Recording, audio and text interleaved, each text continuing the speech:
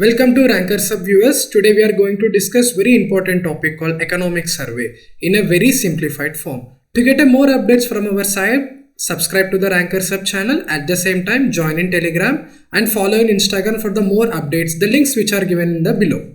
So we are going to discuss economic survey in a very simplified and a lucid way. And what are the major themes of the present economic survey? What our state of economy and the various trends are happening in the present economy.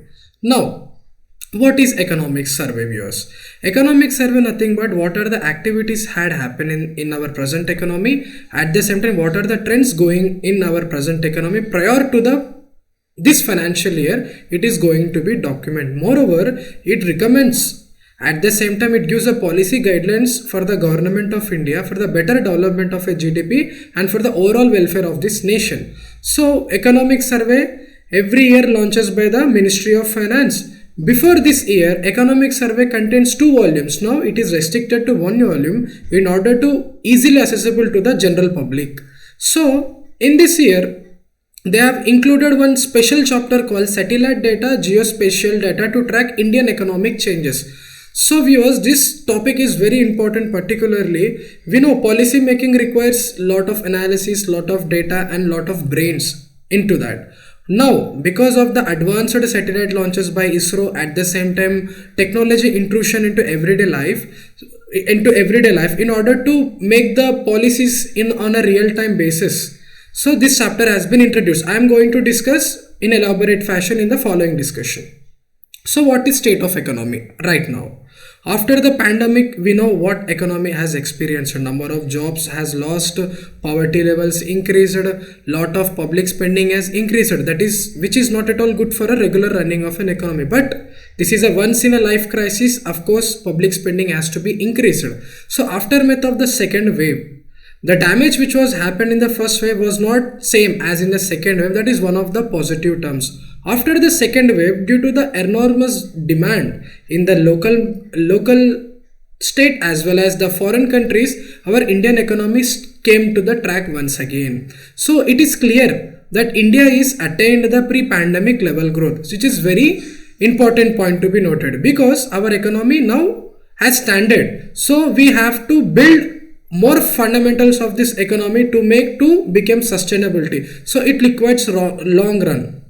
But as of now, Indian economy is on a very positive note. Even IMF, World Bank and Asian Development Bank has also articulated that in their respective reports, Indian economy is on a very positive track. It means any challenges in the economic crisis, India is going to be tackle that challenge in a very simplified way. But one more two interesting point to be noted here. Rising inflation and physical deficits are the very most important parameters in order to judge how economic performance going to be happen. Right now, increased inflation at the same time, of course, when the spendings are high, physical deficit is going to be increases.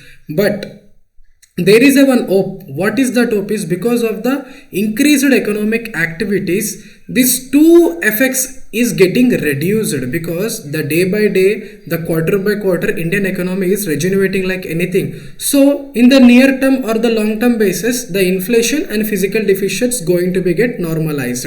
So viewers, we are now clear that Indian economy has came out from the hurdles of corona. Still many more yet to be done. So to be done, it requires lot of strategies. What are the strategies? Economic survey as articulated. So these are the strategies economic survey has articulated for the better performance of Indian economy. First, they recommended the process reform. Second, they recommended barbell strategy. And third one is agile approach. And what is process reforms? I'll tell you one example.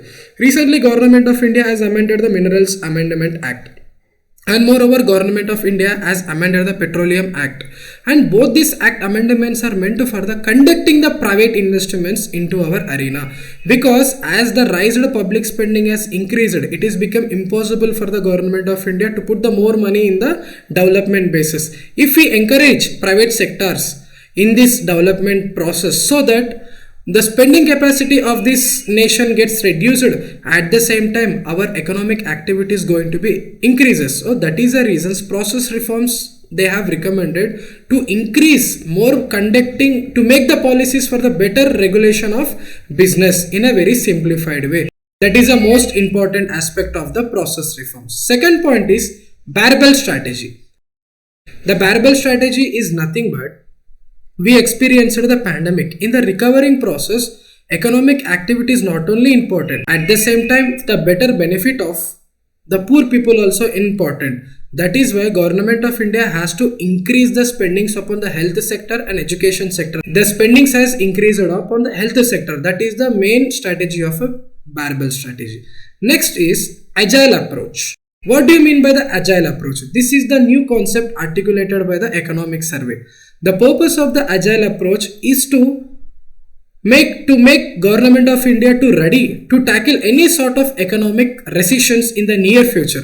That is the primary purpose of this agile approach. So we are now clear that now what are the themes and strategy recommended by the process reforms. By the process reforms, the government has to conduct the avenues for the more reforms for the business regulation. For the barbell strategy, economic activity is most important. At the same time, poverty upliftment is also most important. Agile approach to quick to stand to solve any economic crisis. So next, the new chapter in economic survey in this year recommended how to use satellite data, geospatial data for the better making laws.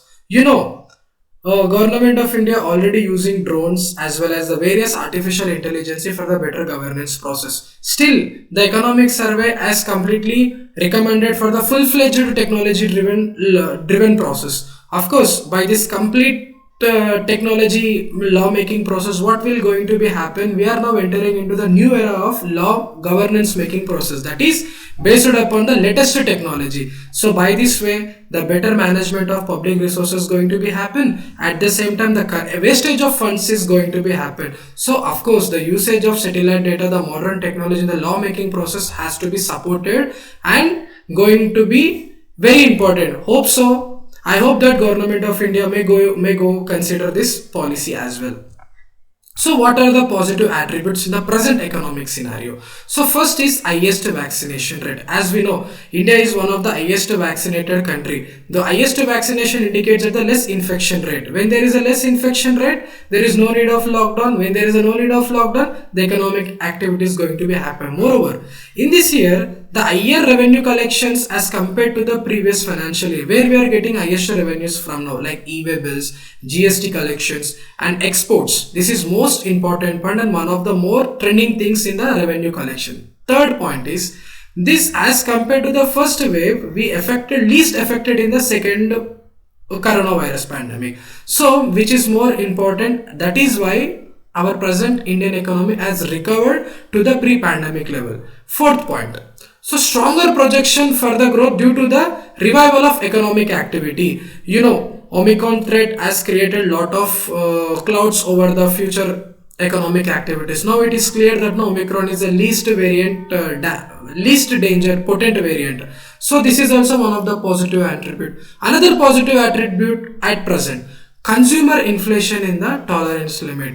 This is very important point to be noted, viewers. When there is a reduced inflation or when the inflation is reducing, the poor, particularly at the same time the businesses in MSE, ME organization going to be affected a lot. When the inflation is very less, poor going to be spend money on the various productive activities. Moreover, they are going to save the more money. By this way, it is going to be affect all over the country. So inflation level has to be reduced.